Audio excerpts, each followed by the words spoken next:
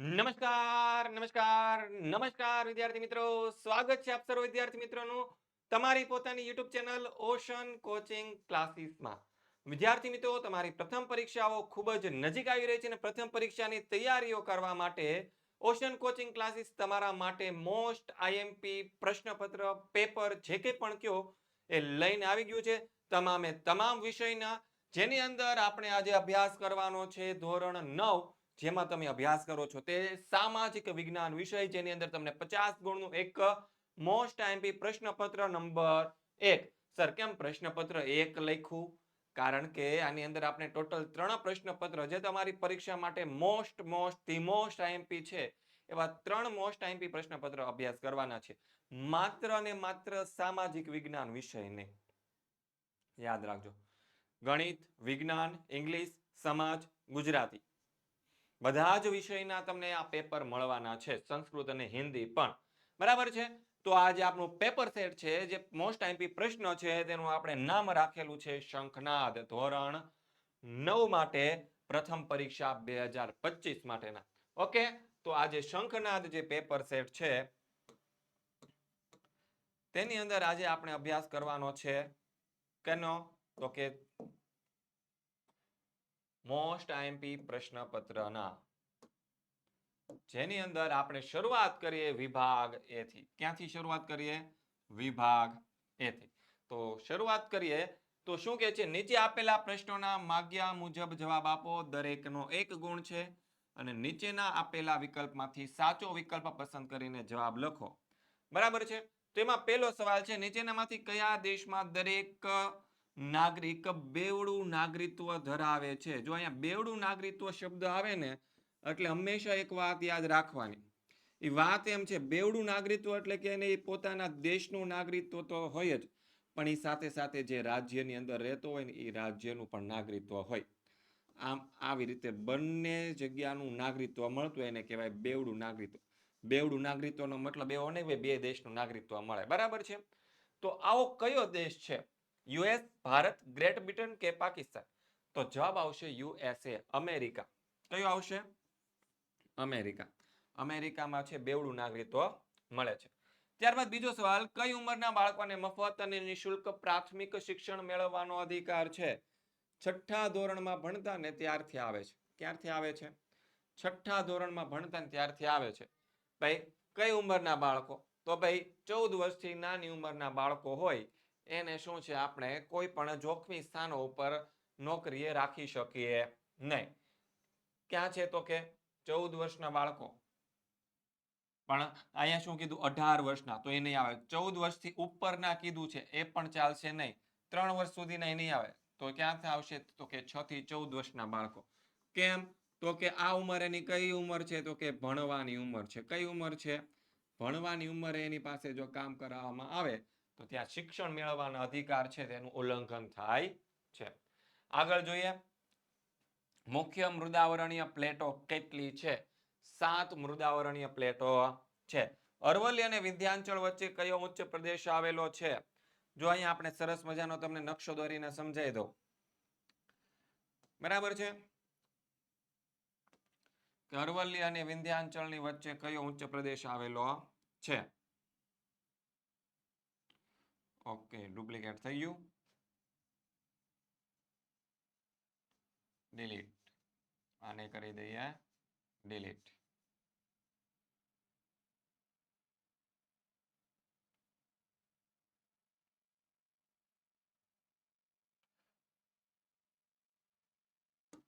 સરસ રીતે સરસ મજાનો આપણે થોડોક અડધો ભારતનો નકશો દોરી લઈએ કે ભાઈ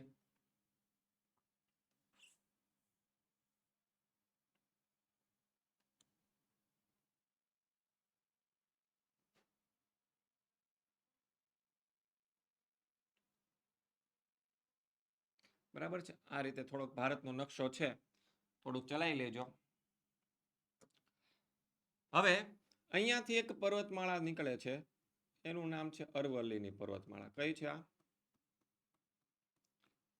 આ છે અરવલ્લીની પર્વત. અહીંયા એક પર્વતમાળા છે, એનું નામ છે વિંધ્યાચલની પર્વતમાળા. બરાબર છે? આ બંને પ્રદેશોની વચમાં જે ભૂમિ ભાગ આવેલો છે, જે ઉચ્ચ પ્રદેશ આવેલો છે અહીંયા આ લીલા લીલા કલરનો કરેલો, બરાબર છે. એ જે ઉચ્ચ પ્રદેશ છે એનું નામ છે માળવાનો ઉચ્ચ પ્રદેશ. કયો છે? તો કે એનું નામ છે શું છે? તો કે માળવાનો ઉચ્ચ પ્રદેશ છે. કયો છે? માળવાનો. અહીંયા લખી દઉં છું તમને. ઓકે, આ છે આપણો માળવાનો ઉચ્ચ પ્રદેશ. તો અહીંયા કઈ છે? આ વિંધ્ય. આ છે આપણી અરવલ્લી. તો આપણો પ્રશ્ન પણ કંઈક આવો જ હતો ને, અરવલ્લી અને વિંધ્યની વચ્ચે કયો ઉચ્ચ પ્રદેશ આવેલો છે? તો ભાઈ જવાબ આવશે આપણો માળવાનો ઉચ્ચ પ્રદેશ. ઓકે, તમને નકશા સહિત સમજાવી દીધું. હવે તમને ખબર પડી જાય જોવે કે હા, માળવાનો ઉચ્ચ પ્રદેશ જ આવશે. કોણ આવશે? માળવાનો. મગજમાં ઉતરી ગયું કે ન ઉતરી ગયું? ઉતરી જ જવું જોઈએ બેટા, બરાબર છે. માળવાનો ઉચ્ચ પ્રદેશ. ત્યારબાદ આગળ વધીએ. નીચેની ખાલી જગ્યા પૂરો. ઈસવીસન 1453માં ભાઈ તુર્ક મુસ્લિમોએ ખાલી જગ્યા જીતી લીધું. હવે આ પ્રશ્નનો જવાબ ન આવડે ને તો તમારે 9મા ધોરણમાં ભણવાનો કોઈ પણ પ્રકારનો અધિકાર નથી. આ પ્રશ્નનો જવાબ ન આવડે તો 9મા ધોરણમાં ભણવાનો કોઈ અધિકાર નથી, કારણ કે પહેલા ચેપ્ટરનો પહેલો જ પ્રશ્ન આવો નીકળે, બરાબર છે. અને 8મા ધોરણની અંદર આ ભણી ગયા પહેલા ચેપ્ટરની અંદર. એટલે કે બેકની એક વસ્તુ જો 2 વાર રિપીટ થતું હોય છતાં પણ જો 9મા ધોરણમાં ન આવડે ને તો ભણાય નહીં, શાંતિથી ખેતી કરવા વયું જવાય, બરાબર છે. તો 1453માં તુર્ક મુસ્લિમોએ કયું જીતી લીધું હતું? તો કે કોન્સ્ટેન્ટિનોપલ. હાલમાં એને ઇસ્તંબુલ કહેવાય છે. શું કહેવાય છે? ઇસ્તંબુલ, જે તુર્કીની રાજધાની છે. તો જવાબ આવશે કોન્સ્ટેન્ટિનોપલ. ઇંગ્લેન્ડ અને ચીન વચ્ચે ખાલી જગ્યામાં ચીનનો પરાજય થયો. ઇંગ્લેન્ડ અને ચીન વચ્ચે જે યુદ્ધો થયા એ કોના લીધે થયા હતા? તો કે અફીણના લીધે થયા હતા. અફીણનો મોટા ભાગનો વેપાર છે ચીન પાસે હતો, પણ અંગ્રેજો એને લઈ લેવા માંગતા હતા અને એના કારણે શું થયા? અફીણ વિગ્રહો થયા. પ્રથમ વિશ્વયુદ્ધને અંતે થયેલી ખાલી જગ્યાના સંધિમાં જ દ્વિતીય વિશ્વયુદ્ધના બી વવાયા હતા. જો ખાસ યાદ રાખજો શું છે? પ્રથમ વિશ્વયુદ્ધ પહેલા જ્યારે જર્મની અને ફ્રાન્સ વચ્ચે કયું યુદ્ધ થયું હતું? તો કે સેડાનનું યુદ્ધ થયું હતું. કયું યુદ્ધ થયું હતું? સેડાનનું જે યુદ્ધ થયું હતું, બરાબર છે. શું થયું હતું? સેડાનનું જે યુદ્ધ થયું હતું એમાં ફ્રેન્કફર્ટની સંધિ થઈ હતી. કઈ થઈ હતી? ફ્રેન્કફર્ટની સંધિ થઈ હતી. પછી બીજું યાદ રાખવાનું, બીજું કંઈક એવું યાદ રાખવાનું કે જ્યારે પ્રથમ વિશ્વયુદ્ધ થયું, આ ફ્રેન્કફર્ટની સંધિ થઈને એની અંદર જ પ્રથમ વિશ્વયુદ્ધના બીજ વવાયા હતા. એના કારણે થયું પ્રથમ વિશ્વયુદ્ધ. કયું વિશ્વયુદ્ધ થયું? પ્રથમ વિશ્વયુદ્ધ થયું. અને પ્રથમ વિશ્વયુદ્ધના અંતે જે સંધિ થઈ એને આપણે કહીએ છીએ વર્સેલ્સની સંધિ. કઈ સંધિ કહીએ છીએ? વર્સેલ્સની સંધિ કહીએ. ઓકે, વર્સેલ્સ. અને જે વર્સેલ્સની સંધિ થઈ પ્રથમ વિશ્વયુદ્ધને અંતે એના કારણે શું થયું? તો કે દ્વિતીય વિશ્વયુદ્ધ થયું. કયું વિશ્વયુદ્ધ થયું? દ્વિતીય વિશ્વયુદ્ધ થયું. ખ્યાલ આવી ગયો? ફ્રેન્કફર્ટની સંધિના કારણે પ્રથમ વિશ્વયુદ્ધ અને વર્સેલ્સની સંધિના કારણે દ્વિતીય વિશ્વયુદ્ધ. તો જવાબ આવશે વર્સેલ્સ. બ્રિટિશ શાસન સમયે ખાલી જગ્યા સૌથી મોટો પ્રાંત હતો, પણ અહીંયા ભારતનો પૂછ્યો છે. બ્રિટિશરો જ્યારે ભારતની અંદર શાસન કરતા હતા ત્યારે સૌથી વિસ્તાર મોટો કોણ હતો?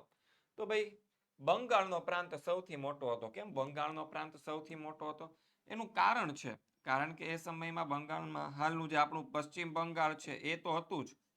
કયું હતું? પશ્ચિમ બંગાળ તો હતું જ. પછી એ સિવાય હાલનો જે બાંગ્લાદેશ છે તે,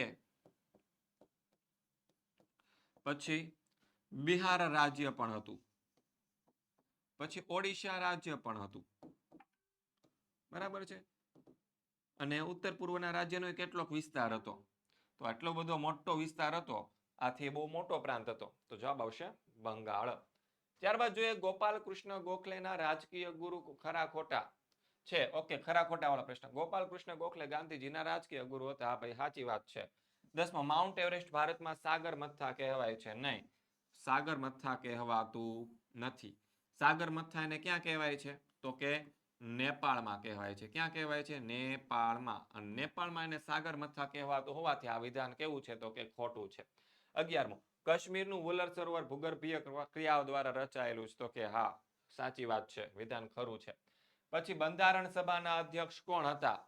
તો જવાબ આવશે ડોક્ટર ભીમરાવ આંબેડકર. સોરી, બંધારણ સભાના અધ્યક્ષ આવે તો ડોક્ટર રાજેન્દ્ર પ્રસાદ, અને ખરડા સમિતિના અધ્યક્ષ આવે તો ડોક્ટર ભીમરાવ બાબા સાહેબ આંબેડકર. બરાબર છે. ત્યારબાદ આગળ વધીએ. ઇટાલીમાં ફાસિસ્ટ પક્ષની સ્થાપના કોણે કરી હતી? ફાસિસ્ટ પક્ષની સ્થાપના કરી હતી બેનિટો મુસોલિનીએ. પછી 1857 સ્વાતંત્ર્ય સંગ્રામનો પ્રથમ શહીદ કોણ હતો? ભાઈ મંગલ પાંડે હતો, બીજું તો કોઈ નહોતું, એ જ હતો. વિભાગ બી જોઈએ, બક્સરનું યુદ્ધ ક્યારે અને કોની વચ્ચે થયું અને તેનું શું પરિણામ આવ્યું?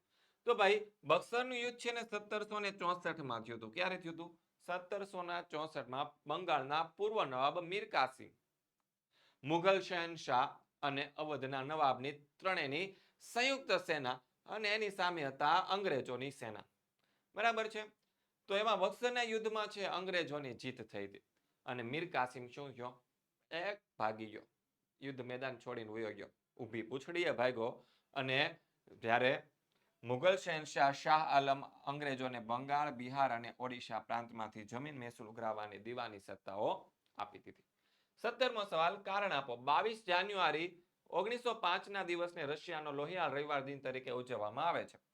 તો ભાઈ 22 જાન્યુઆરી 1905 ના દિવસે રશિયાના ફાધર ગોપેનના નેતૃત્વ હેઠળ છે એક વિશાળ લોકોનું સરઘસ છે એ રશિયાના જાર નિકોલસ બીજાને આવેદન પત્ર આપવા માટે નીકળ્યું, એના મહેલ ગયું. આ બધા લોકો નિશસ્ત્ર હતા, એની પાસે કોઈ હથિયારો નહોતા, પણ આ લોકો ઉપર જ્યારે હુકમ આપ્યો, ભાઈ લશ્કરને હુકમ આપ્યો અને ગોળીબાર કરવાનો આદેશ આપ્યો.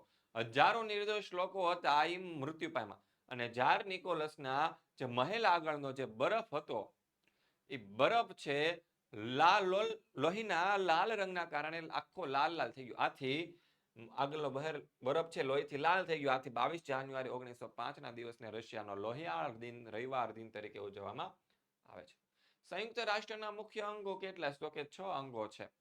પહેલું તો આવશે સામાન્ય સભા, બીજું આવશે સલામતી સમિતિ, આર્થિક અને સામાજિક સમિતિ, હરિયાણા સમિતિ, આંતરરાષ્ટ્રીય અદાલત અને સચિવાલય.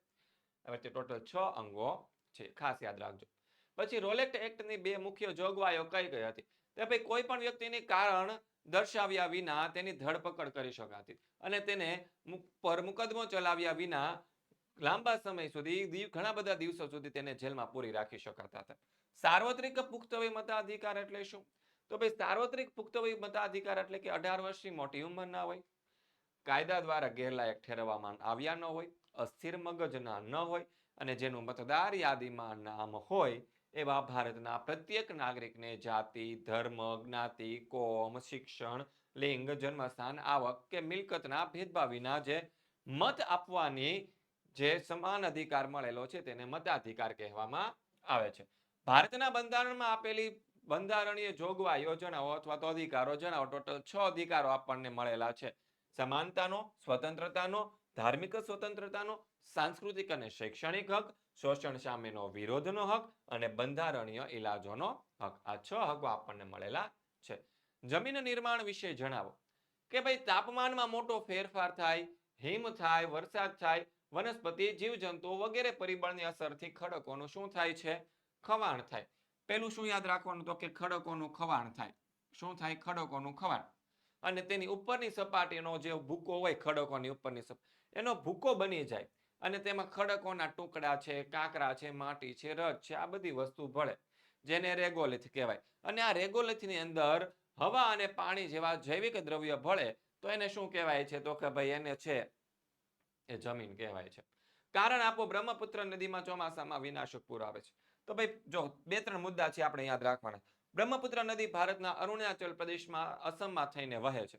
અહીં તેને અનેક નાની મોટી નદીઓ મળે છે, અને આ પ્રદેશો ભારે વરસાદવાળા હોવાથી આજે નાની નાની નદીઓ તેને આવીને મળે છે. એ બધી નદીઓનું પાણી છે એ બ્રહ્મપુત્ર નદીમાં ઠલવાય છે, અને પુષ્કળ પાણી ઠાલવે છે. બરાબર છે. અને ત્યાં વરસાદનું પ્રમાણ પણ ભારે છે. આથી બ્રહ્મપુત્ર નદીમાં શું થાય છે? ભારે વિનાશક પૂર આપે છે. પછી હિમાલયની નદીઓ અને દ્વીપકલ્પીય નદીઓ તફાવત આપો. જો અહીંયા મેં તમને 5 મુદ્દા લખીને આપેલા છે, પણ અહીંયા તમને એક સરળતા ખાતર કહી દઉં કે આમાં તમને 2 માર્ક્સની અંદર પૂછે ને તો 2 મુદ્દા જ લખવાના. કેટલા લખવાના?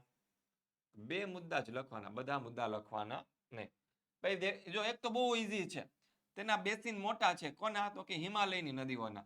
અને દ્વીપકલ્પી નદીઓના બેસિન કેવા છે? તો કે નાના છે. એક એક મુદ્દો તો યાદ રહે ને. બસ નબળા વિદ્યાર્થીઓ ખાસ યાદ રાખજો, આ તફાવત પૂછાય ને તો આ તફાવતની અંદર તમારે 1 માર્ક્સ તો રોકડો લઈ જ લેવાનો. કેટલા માર્ક્સ રોકડા લઈ લેવાના? 1 માર્ક્સ તો રોકડો લઈ જ લેવાનો. શું કામ? ભાઈ એટલું તો યાદ રહે ને, બેસિન ક્ષેત્ર મોટા છે, બેસિન ક્ષેત્ર નાના છે, એટલું તો યાદ રહે ને બેટા. 1 માર્ક્સ તો આવી જાય. પછી 50 માંથી 49 લાવવાના રે. સમજાણું? 17 માર્ક્સે પાસ થતા હોય, જે બહુ નબળા વિદ્યાર્થીઓ, જેને એમ થતું હોય કે હું પાસ નહીં થઈ શકું, એના માટેની આ વાત છે. 17 માર્ક્સે તમે પાસ થાવ, બરાબર છે, તો 1 માર્ક્સ થઈ ગયું. પછી બાકીના 16 નું તો કંઈકથી ભેગું કરી લેવાનું. એટલે આપણા હેતુલક્ષી હોય, એની અંદર MCQ હોય, ખાલી જગ્યા હોય, ખરા ખોટા હોય, એમાંથી સમજો ને 5 માર્ક્સ આવી જાય. 5 આવી ગયા તો 6 માર્ક્સ તો આમનામ થઈ ગયા. પછી માર્ક્સ 11 વધ્યા.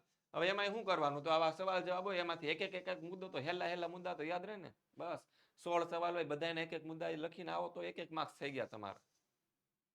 2 મુદ્દા લખીને આવો તોય બહુ ઈઝી છે. પછી આ નદીઓના ઉદ્ગમ સ્થાન ઊંચા હોવાથી તે પર્વત વિસ્તારમાં વહેતી હોય છે, તેને પર્વતોની અંદર પુષ્કળ ઘસારો કરીને ઊંડી ખીણો અને કોતરો બનાવે છે, અને તે ઊંડી ખીણોમાં થઈને હોય છે. આ ઉદ્ગમ સ્થાન પ્રમાણમાં કેવા છે? નીચા છે. વેગ કેવો હોય છે? ઓછો હોય છે. ઘસારો કેવો થાય? ઓછો થાય. આથી છીછરી ખીણોમાં થઈને વહે. બરાબર? 2 મુદ્દા લખી નાખવાના, બાકીના તમે વાંચી લેજો. વિદ્યાર્થી મિત્રો, હવે આ ખરેખર આ શંખનાદ મોસ્ટ આઈએમપી પેપર છે શું? આવો પ્રશ્ન થાય ને તો આ શંખનાદ પેપર સેટ છે એ ગુજરાતના શ્રેષ્ઠ શિક્ષકો દ્વારા તૈયાર કરવામાં આવેલા છે પેપર છે, જે ધોરણ 9 અને ધોરણ 10 ના વિદ્યાર્થીઓ માટે પ્રથમ પરીક્ષાની તૈયારીઓ કરવા માટે તૈયાર કરેલા છે. બ્લુપ્રિન્ટ મુજબ તૈયાર થયા છે. પેપરનું સોલ્યુશન તમને હાલમાં જે યુટ્યુબ પર તમે જોઈ રહ્યા છો તે જ છે. દરેક પ્રશ્નપત્ર સંપૂર્ણ સોલ્યુશન સાથેની તેની PDF તમને મળી જશે, એટલે કે 3 પેપરની. અને પ્રથમ પરીક્ષા માટે મોસ્ટ આઈએમપી પ્રશ્ન પેપરોની અંદર લેવામાં આવેલા છે. તો એ PDF મેળવવા માટે ક્યાં કર જવાનું? તો ભાઈ આપણી એપ્લિકેશન છે ઓશન કોચિંગ ક્લાસીસ, ત્યાં જઈને તમે તેની PDF જોઈ શકો છો. અથવા તો કોઈ વાતનો ખ્યાલ નથી આવતો તો આપણો કોન્ટેક્ટ નંબર છે 7046222254. હવે આગળ વધીએ વિભાગ સી, કે નીચે આપેલા પ્રશ્નોના જવાબ 60 થી 80 શબ્દમાં લખો, અને કોઈ પણ 5 શબ્દ લખવાના છે. કે ભાઈ વૈશ્વિક મહામંદી ઉદ્ભવની અસરો જણાવો. ભાઈ વૈશ્વિક મહામંદી આવી તો એના કારણે શું થયું? તો ભાઈ આજે વૈશ્વિક મહામંદી આવી એના કારણે વિશ્વના મોટા ભાગના દેશો છે આ મહામંદીનો શું તો કે એની અસર હેઠળ આવી ગયા હતા. વૈશ્વિક મહામંદીની અસર હેઠળ આવી ગયા હતા મોટા ભાગના દેશો. વિશ્વની મહાસત્તા ગણાતા જે ગ્રેટ બ્રિટન દેશ છે, કે જે આપણા ભારત દેશ ઉપર શાસન કરતો હતો, એ શું કરતો હતો કે ભાઈ સોનું રિઝર્વમાં લેતો હતો. દુનિયાના દેશો પાસેથી સોનું લે અને બદલામાં પાઉન્ડ આપે, બરાબર છે. તો એને આજે સોનું રિઝર્વમાં રાખી અને પાઉન્ડ આપવાની જે નીતિ છે ને એ ત્યાજવી પડી, બરાબર છે. અને ગ્રેટ બ્રિટનના આ પગલાથી વિશ્વના અન્ય રાષ્ટ્રો પર પણ તેની ખૂબ અસર પડી. અમેરિકા જેવો સમૃદ્ધ રાષ્ટ્ર હતું તેમાં પણ મંદીનું મોજું ફરી વળ્યું, અને અમેરિકાના અનેક કારખાના અને ઉદ્યોગ ધંધા હતા એ બંધ થઈ ગયા. અમેરિકામાં લાખો લોકો બેકાર બન્યા, અને અમેરિકાએ અર્થવ્યવસ્થા નબળી પડી, અને દેશની આર્થિક સ્થિતિ કઠલતા અટકાવવા માટે અમેરિકાને કડક નિયંત્રણો લગાવવા પડ્યા, અને વિશ્વના આંતરરાષ્ટ્રીય વેપાર અને ઉદ્યોગ છે તે ઘટીને અડધો થઈ ગયો. પછી પ્લાસીનું યુદ્ધ. ભાઈ 1757માં બંગાળના નવાબ સિરાજુદ્દૌલા અને અંગ્રેજો વચ્ચે યુદ્ધ થયું. ઈસ્ટ ઇન્ડિયા કંપનીએ પોતાના રક્ષણના બહાના હેઠળ પોતાનું જે વેપારી મથક હતું, જ્યાં કોલકાતાની અંદર આવેલું હતું ફોર્ટ વિલિયમ, તેની ફરતે કિલ્લેબંધી કરવા માંગી. અને સિરાજુદ્દૌલા જે હતા અંગ્રેજોની ખટપટોથી વાકેફ હતો. આથી ભાઈ જઈને જે અંગ્રેજોનો જે કિલ્લેબંધી હતી ને એને જઈને તોડી આવ્યા, કે ભાઈ તોડો, મારી આ ભાઈ બંગાળની અંદર તમે આ કરો છો, મારે પૂછ્યું તું, મને પૂછ્યા વગર હું કામ આ કિલ્લેબંધી કરો છો? જઈને તોડે આવ્યો. અને આજે કિલ્લેબંધી તોડી નાખીને આ સમાચાર ચેન્નઈના ગવર્નર પાસે પહોંચી ગયા. અંગ્રેજોનું જે ચેન્નઈનો ગવર્નર હતા ને એની પાસે ચેન્નઈ પહોંચી ગયા. આથી ચેન્નઈના જે ગવર્નર હતા તેને રોબર્ટ ક્લાઇવની નેતૃત્વ નીચે એક નાનું અમથું સૈન્ય છે કોલકાતા મોકલવા માટે રવાના કર્યું. પણ અંગ્રેજોને ખ્યાલ હતો કે ભાઈ સિરાજુદ્દૌલા છે એ તો આખા બંગાળ પ્રાંતનો નવાબ છે, બરાબર છે. બંગાળ પ્રાંતનો નવાબ છે, એની સામે આપણે સીધી રીતે તો લડાઈમાં લડી શકીએ તેમ જીતી શકીએ તેમ છીએ નહીં. આથી એને છળકપટ કર્યું.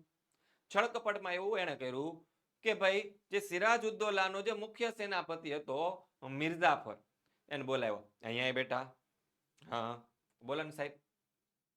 એ કે કાંઈ નહીં, નવાબ બનવું છે?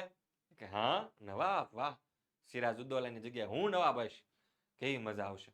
એ કે તારે મારે એક કામ કરવાનું, અમે છે ને સિરાજુદ્દૌલા હારે યુદ્ધ કરવાના છીએ, તારે યુદ્ધમાં આવવાનું, નો ટેન્શન, સિરાજુદ્દૌલા તરફથી તું આવજે યુદ્ધની અંદર, પણ જ્યારે યુદ્ધ શરૂ થાય ને ત્યારે તારી સેના લઈને સાઈડમાં વહી જવા, બે જવા, એટલે કે નિષ્ફળ વહી જવા, તારે સિરાજુદ્દૌલાને મદદ કરવાની નહીં. ઓકે હારું, કાંઈ વાંધો નહીં, જો સિરાજુદ્દૌલા હારી જશે તો હું તને નવાબ બનાવીશ. તે બસ એટલી જ વાત. મિર્ઝાફરને મજા આવી ગઈ, વાહ હું નવાબ બનીશ. તો એ તો ભાઈ અંગ્રેજોએ કીધું એમ કર્યું. આ સિવાય જે સિરાજુદ્દૌલાના જે દુશ્મનો હતા, વિરોધીઓ જે હતા, એમાં હતા એક શેઠ અમીચંદ. એને 30 લાખ રૂપિયાની લાલચ આપી. કેટલા લાખ રૂપિયાની? 30 લાખ રૂપિયાની. ભાઈ 30 લાખ રૂપિયા આપું છું, બરાબર, તારે સિરાજુદ્દૌલાને મદદ કરવાની થતી નથી. અને ત્યાર પછી રોબર્ટ ક્લાઇવે છે એ બંગાળના નવાબ કનડગત કરે છે એવું બહાનું બતાવ્યું, અને એની સામે ઈસવીસન 1857માં યુદ્ધ જાહેર કર્યું. સિરાજુદ્દૌલા અને અંગ્રેજો વચ્ચે થયેલા આ યુદ્ધમાં અંગ્રેજોની જીત થઈ. મિર્ઝાફરને બંગાળનો નવાબ બનાવવામાં આવ્યો, અને તેટલા બદલામાં મિર્ઝાફરે છે અંગ્રેજોને 24 પરગણાની જમીન આપી, અને ભારતમાં અંગ્રેજી સત્તાનો પ્રારંભ થયો. વેલેસ્લીની સહાયકારી યોજનાની મુખ્ય શરતો કઈ કઈ હતી? તો ભાઈ કઈક યોજનાઓ એવી હતી કે ભાઈ સર્વોપરી બનાવવા માટે, અંગ્રેજ કંપનીને સર્વોપરી બનાવવા માટે, કંપનીની પ્રતિષ્ઠા પુનઃસ્થાપિત કરવા માટે છે ગવર્નર જનરલ વેલેસ્લીએ છે ને એક સહાયકારી યોજના અમલમાં મૂકી. આ સહાયકારી યોજના હતી, એની શરતો આ મુજબ હતી કે ભાઈ અંગ્રેજો છે એ રાજાને અંગ્રેજ સરકારનું તાલીમ પામેલું અંગ્રેજ સૈન્ય આપવાના હતા. શું છે? કોણ હતા? અંગ્રેજો હતા. કોણ હતા? અંગ્રેજો.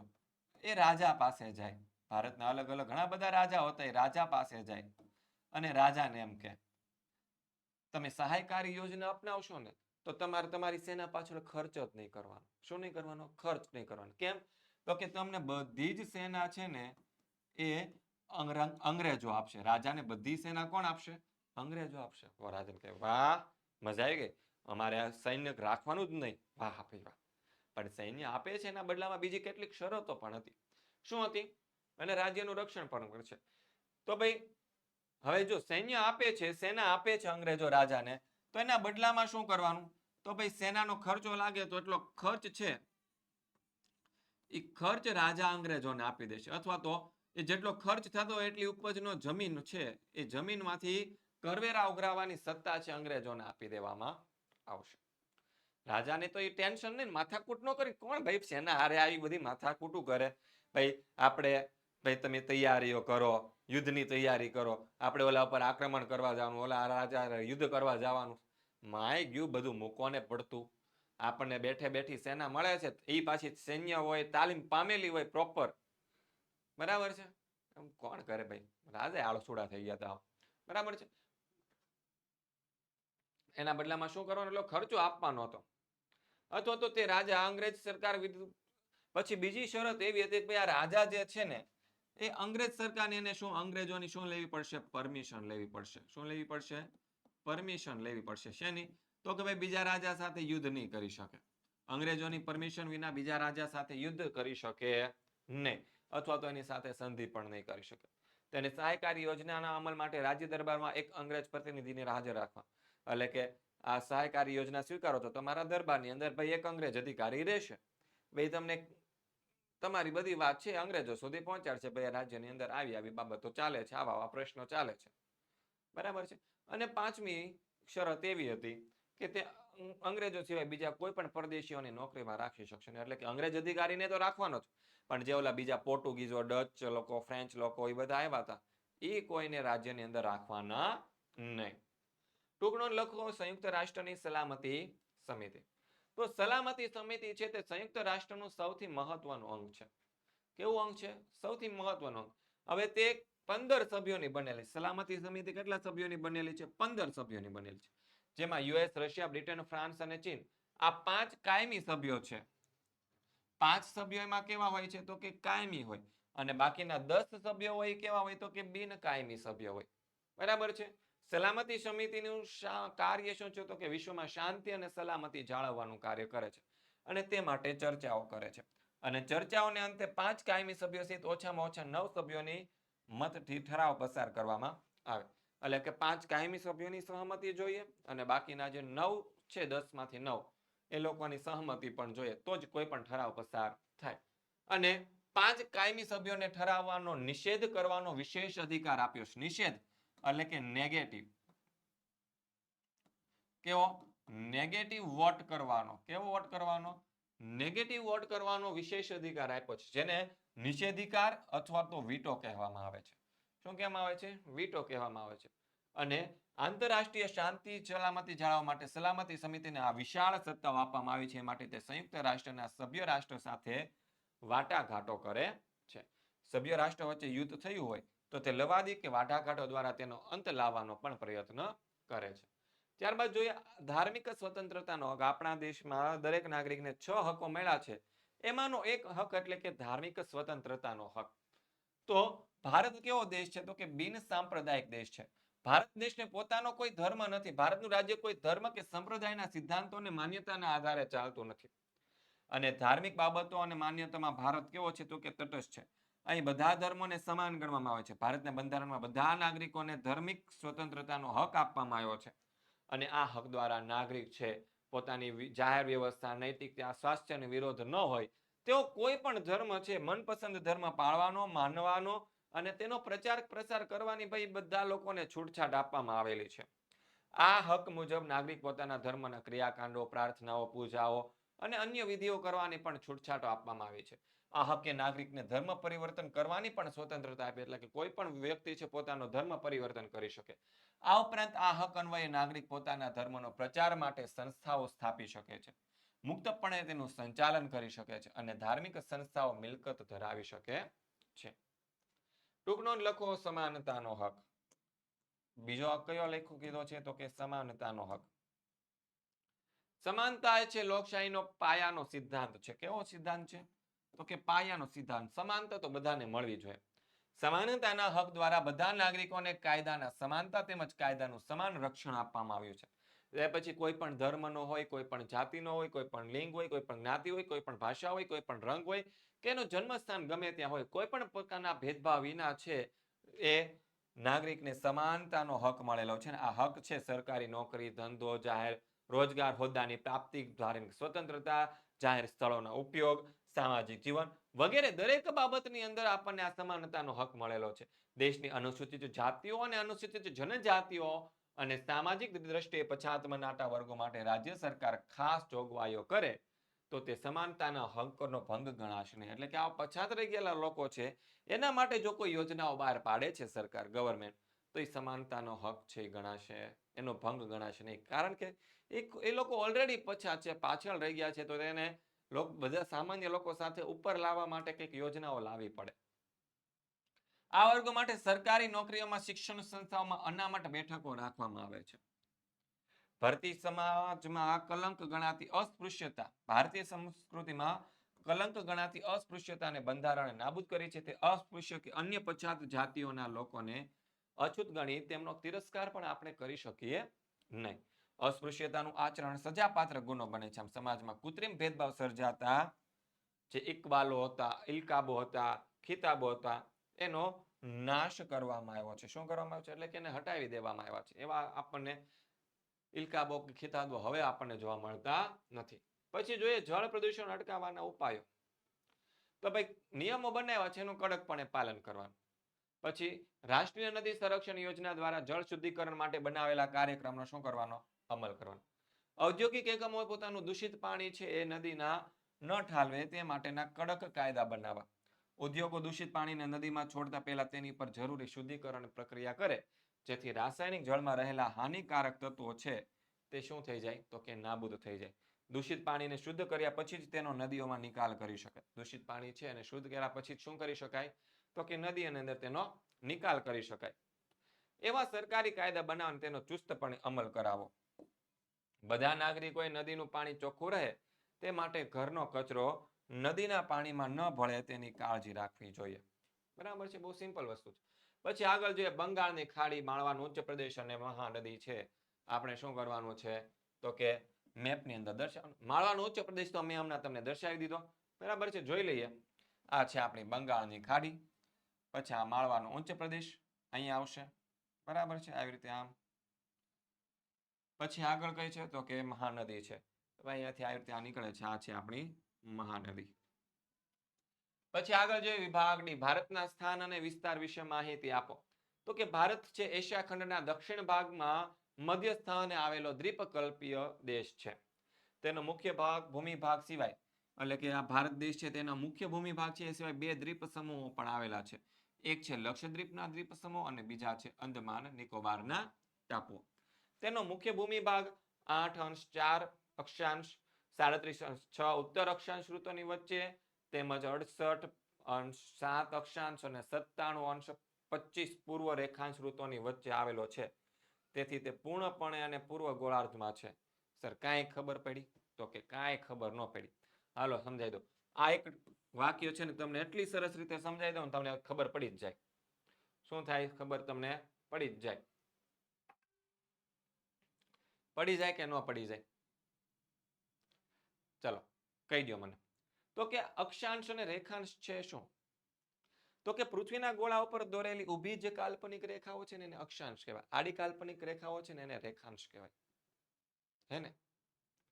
ચાલો સાચું છે ખોટું મને કહી દેજો. બરાબર છે? પૃથ્વીના ગોળા ઉપર દોરેલી ઊભી આડી કાલ્પનિક રેખાઓ છે તેને શું કહેવાય? બરાબર છે? તો આ વસ્તુ તમે જો હવે અહીંયા તમને સમજાઈ દો. કે ભાઈ ભૂમિભાગ 8.4 અક્ષાંશ અને 37.6 અક્ષાંશ ઉત્તર અક્ષાંશ ઋતુની વચ્ચે અને પછી 68.7 ને 97.25 સર કાંઈ યાદ રહેતું નથી. તો જો હવે એક બહુ સિમ્પલ રીતે યાદ રાખી લઈએ. સિમ્પલ રીત કંઈક એવી છે. અત્યારે તમે કેટલામું ભણો છો? કેટલું ધોરણ ભણો છો? કયું ધોરણ ભણો છો? કયું ધોરણ ભણો છો? 9મું ધોરણ ભણો છો. બરાબર છે. 9માની પહેલા કયું ધોરણ ભણતા? તો કે 8મું ધોરણ ભણતા. એની પહેલા કયું ભણતા? તો કે 7મું ધોરણ ભણતા. બરાબર છે. ભણતા કે ન ભણતા? ઓકે સિમ્પલ વાત. તો 8મું અને 7મું ભણતા ને તો 8ની નીચે 8 આવવો જોઈએ, 7ની નીચે 7 આવવો જોઈએ. 8ની નીચે 8, 7ની નીચે 7. બરાબર છે. હવે અહીંયા ટોટલ છે. હવે 8ની આગળ આપણે મૂકી દેવાનો 0. શું મૂકી દેવાનો? 0 મૂકી દેવાનો. કેટલા મૂકી દીધા આપણે અહીંયા? 0. હવે વધ્યા કેટલા? વધ્યા કેટલા? 1, 2 અને 3. તો એ 3 અહીંયા 7ની આગળ મૂકી દેવાનો.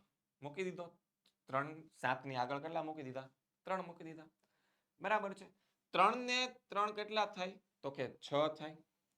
6માં બીજા 3 ઉમેરીએ તો કેટલા થાય? તો કે 9 થાય. 3માં બીજા 9 ઉમેરીએ, સોરી 6માં બીજા 3 ઉમેરીએ તો કેટલા થાય? તો કે 9 થાય. જો આવી ગયું. 1 થઈ ગયું 8, 1 થઈ ગયું અહીંયા 37. બરાબર છે. પછી 68 અને 97. સર એટલું તો યાદ રહી ગયું. હવે શું કરવાનું? સર હજી પાછળના પોઈન્ટ કેમ યાદ રાખવા? તો પોઈન્ટ યાદ રખાઈ દો. ટોટલ કેટલા અંક છે અહીંયા? 4 છે તો 8.4. બરાબર છે. થઈ ગયું 8.4 થઈ ગયું. થઈ ગયું એ કે હા. 4માં 2 ઉમેરીએ તો કેટલા થયા? તો કે 6 થયા. થઈ ગયા 6. 6 ને 1 કેટલા થાય? તો કે 6 ને 1 થાય 7. 6 ને 1 થઈ ગયા 7. હવે 6 ચોક 24. 24માં હજી એક ઉમેરીએ તો કેટલા થયા? તો કે 25 થઈ ગયા. આ આવી ગયો તમારો 6. બહુ સિમ્પલ રીતે.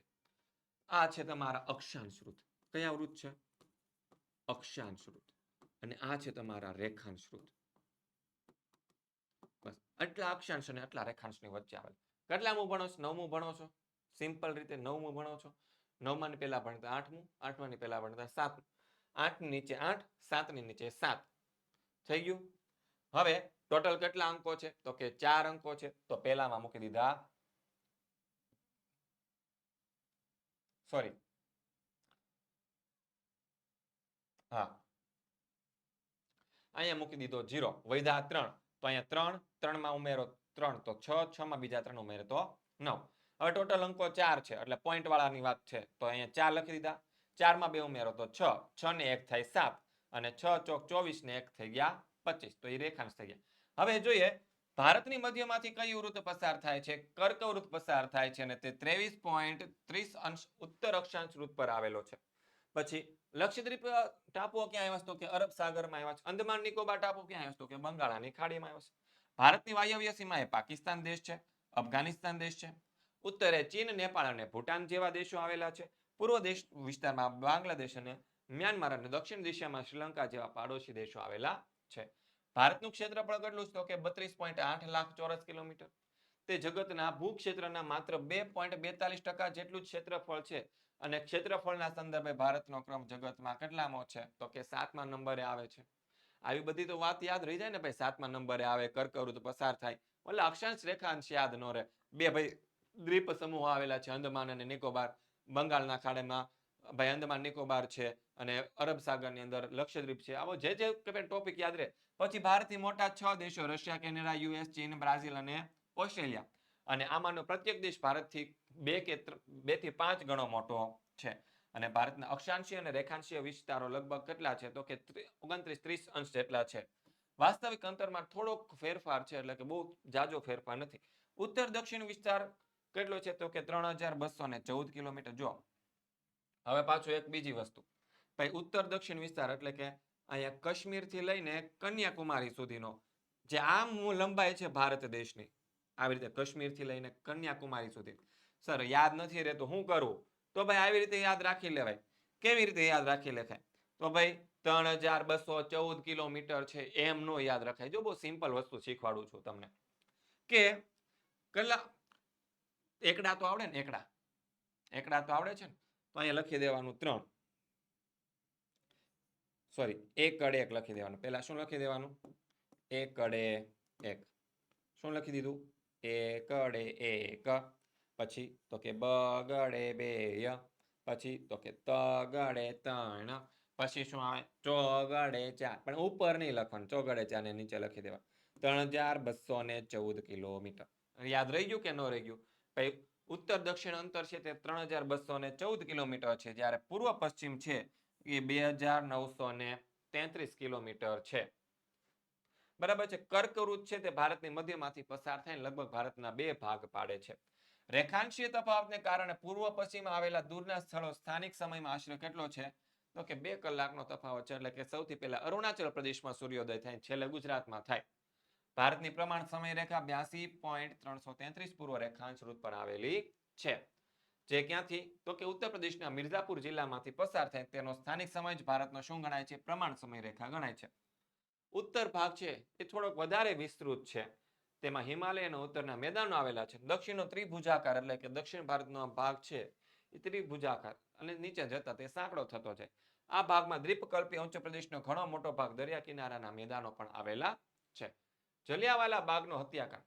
તો કે બ્રિટિશ સરકારના દબનનો તેમજ લોકપ્રિય નેતાઓ છે ડોક્ટર સત્યપાલ અને ડોક્ટર કિચલુની ધરપકડનો વિરોધ કરવા માટે પંજાબ અમૃતસરના લોકો 13 એપ્રિલ 1919ના રોજ વૈશાખી પૂર્ણિમાના દિવસે જલિયાવાલા બાગમાં એક જંગી સભા ભરાઈ અને બાગને ફરતે 1.5 મીટર જેટલી ઊંચી દિવાલો હતી. બાગની વચ્ચે અવાવરું કિલ્લો હતો અને બાગમાં જવા આવવા માટેનો એક સાંકડો માર્ગ હતો કે ત્યાંથી જ બાગમાં આવી જઈ શકાય.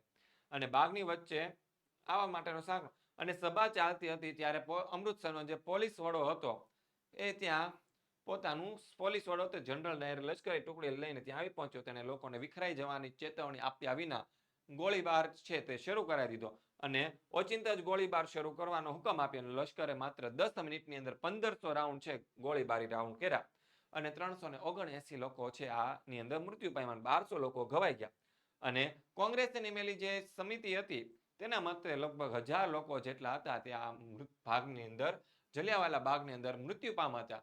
અને આ હત્યાકાંડથી આખા દેશની અંદર હાહાકાર મચી ગયો અને ગાંધીજીની અંગ્રેજો પ્રત્યે રહેલી શ્રદ્ધા પણ છે એ શું થઈ ગઈ? તો કે ડગી ગઈ. આ હત્યાકાંડે આખા દેશમાં રાષ્ટ્રીય એકતા સ્થાપવાનું મહત્વનો ભાગ ભજવ્યો. આ હત્યાકાંડે અસહકારના ભાવિ આંદોલનની ભૂમિકાઓ પણ પૂરી પાડી. બરાબર છે. આગળ જોઈએ, ભારતની જમીનના પ્રકાર જણાવી વિસ્તૃત માહિતી આપો. ભાઈ 6 પ્રકારની જમીન છે: કાપની, કાળી, રાતી, પડખાવ, પર્વતીય અને રણ પ્રકારની. તો એમાં કાપની જમીન છે દેશના મોટા ભાગના વિસ્તારોમાં જોવા મળે. તે ઉત્તરના મેદાન અને છત્તીસગઢના બેસિન ક્ષેત્રમાં આવેલા છે.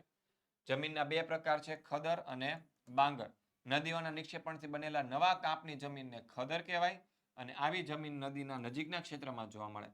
અને ઉપરવાસમાં આવેલી જૂના કાપની જમીનનો બાંગર કહેવાય અને ખદર જમીન પ્રમાણમાં રેતાળ અને આછા રંગની હોય, જ્યારે બાંગર જમીન છે ચીકણી અને ઘેરા રંગની હોય. કાપની જમીનની ફળદ્રુપતા જુદી જુદી જગ્યાએ ભિન્ન ભિન્ન હોય, પરંતુ એકંદરે આ જમીન કેવી હોય તો કે ઉપજાઉ હોય. ભારતમાં પંજાબ, ઉત્તર પ્રદેશ, બિહાર, પશ્ચિમ બંગાળ વગેરે રાજ્યમાં આ જમીન આવેલી છે. બીજું છે કાળી જમીન. તો કે કાળી જમીન દક્ષિણના ભારતના ઉચ્ચ પ્રદેશના મુખ્યત્વે મહારાષ્ટ્રના પશ્ચિમ મધ્યપ્રદેશ, ઉત્તર કર્ણાટક, આંધ્રપ્રદેશ, તેલંગાણા, તમિલનાડુ અને ગુજરાતમાં આવેલી છે. તે રૂપાંતરિત ખડકોમાંથી બનેલી છે. કસદાર અને ચીકણી હોય અને ભેજને લાંબા સમય સુધી જાળવી રાખવાની શું ધરાવે છે? ક્ષમતા ધરાવે છે. તે કપાસના પાક માટે ખૂબ જ અનુકૂળ હોવાથી તેને કપાસની કાળી જમીન અથવા તો રેગુર જમીનના નામે પણ જાણીતી છે. રાતી જમીન તો કે મોટા ભાગે ગોવા, તમિલનાડુ, કર્ણાટક, આંધ્રપ્રદેશ, છત્તીસગઢ, ઓડિશા, ઝારખંડના કેટલાક ભાગોમાં જોવા મળે. અગ્નિકૃત અને રૂપાંતરિત ખડકો ધરાવતા ક્ષેત્રમાં છે. તેનો રાતો રંગ તેમાં લોહ તત્વ અને અન્ય સેન્દ્રિય તત્વોને આભારી છે. જ્યાં જમીનના કણો ઘણા બારીક છે, તેના થર જાડા થઈ ગયા છે અને તે છિદ્રાળુ અને ઉપજાઉ હોય છે. પડખાવ અથવા તો લેટેરાઇટ જમીન.